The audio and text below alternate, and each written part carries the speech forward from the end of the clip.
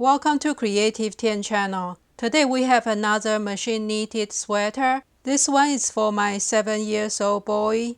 It's a basic sweater and I'm going to use cut and sew technique to keep it really simple.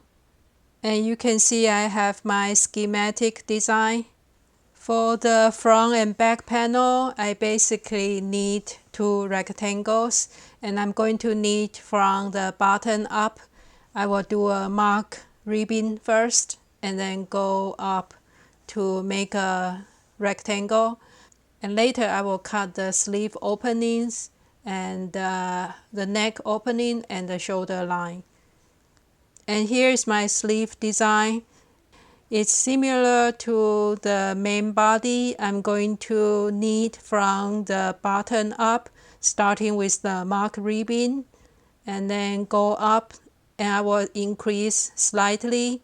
I already calculate I will need to increase 8 stitches, so I have 4 on each side, and I try to keep it even and up to this point, and then I will knit straight. And later I will cut the top part into the curve. So that should match the sleeve opening here. All the calculation come from the sweater that fits my boy. I measure the widest part and the length. So that's my reference. If you have difficulty drawing the satin sleeves, you can find any sewing pattern. There are some free sewing patterns online, such as a t-shirt sewing pattern. You can just copy. And because the knitting is pretty forgiving, it's kind of flexible, it doesn't have to be super precise. And for the basic look, that's the top of the sleeve will look like. Usually there will be a flat part here and here. That will be the underarm part. This will be flat. And on the top of the sleeve, it will be a section that's flat too. And it's always nice to have a little curve in the shoulder, even just a little bit. And for the back side of the neck, since we are doing cut and sew, we can also cut slightly, a little curve. It will be more shallow compared to the front. The front part can be deeper. And this is my gauge based on my swatch. The yarn I'm using is Karen Cotton Cake by Yarnspirations. And it's category 4 medium yarn, but it's kind of thin, so it's almost like a DK. And I'm going to use my Brother 260 again because it's faster and the bigger stitch is easier to manipulate. And for my gauge, I have 4.5 stitches and 7 rows for 1 inch square. I try different tension. This is tension 5, tension 7, and tension 9. And I like the tension 7 the best.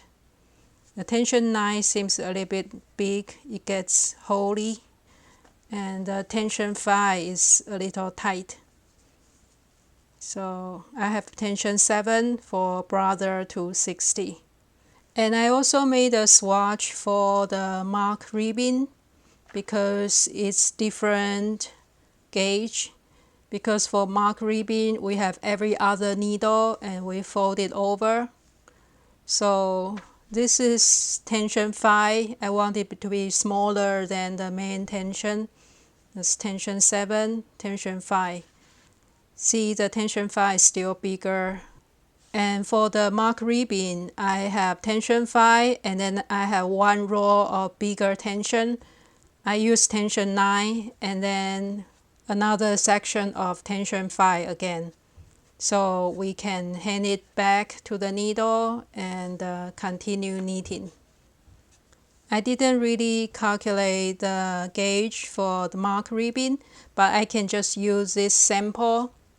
I know I want 6 rows for my neck ribbon and about 10 rows for my hem in the bottom here because the 10 rows are about 2 inches high. And for the sleeves, I want a little bit more than 6 rows and smaller than 10 rows So I think I will use 7 rows. So you'll be 7 rows with T5, 1 row T9 or 10, and then 7 rows of T5. And for the neck ribbon, I think I will knit it separately and then attach it later. I still want to do the mark ribbon because you can fold over and cover up any raw edges we have. And I'm going to use a serger for this project. I just want to make sure the neckline is stretchy enough. Another way to make sure it's stretchy enough is to have a bigger opening on one side or two sides of the shoulder, and you can put a button on top. It's like for babies, so you can open the whole section, have a big opening, and then just button up. So that makes sure you will go over a big head. So that's the design, and today I'm going to knit at least one front panel, the mark ribbon. So about 68 stitches mark ribbon for 10 rows, and then I will continue plain stockinette stitch up to the top. That's about 14.5 inches or 102 rows. And we need 2 of the same pieces for the front and back. And when we cut, we will cut the neckline differently for the front side and the back side. The next one is the sleeves. Similar to the main body, I will start with mark ribbon and knit up. For the mark ribbon, I will start with 36 stitches because it's about 8 inches in the bottom, and it will increase to 10 inches. So I will knit about 9 inches. And I divide this part into 5, so I have 4 points for decrease. That's decrease 4 stitches on each side. And from here up, I will just knit straight for 4.25 inches or about 31 rows. And then later I will cut it into the curve. So I try to knit as much as I can today for 2 main body piece and 2 sleeves piece. And in the next video, I will cut it and use a serger to sew them up and attach the neckband, the mark ribbon, and sew up the sleeves.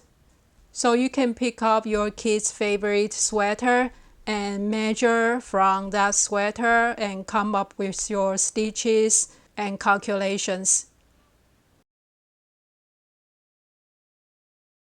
After knitting the first panel, I made some adjustment in calculation. Here I have 14 inches and I wanted about 98 rows because I don't need the extra fabric on the top. And for the width, I have actually 14 inches, so I just want to start with 60 stitches instead of 68. So the cast on will be 60 stitches, and because it's mark ribbon, so that's half the stitch. And 60 stitches every other needle, you will be 30 needles. And it's normal to have 1 extra or 1 less needles, and you can make adjustment there. Another adjustment is sleeve length. I have 8 inches for this part besides a ribbon, and I'm going to make it 55 rows. So it's 5 sections even. Each section has 11 rows. The rest are the same, so I will continue knitting and finish the panels first. I hope you liked this video. Thank you for watching and see you in part 2.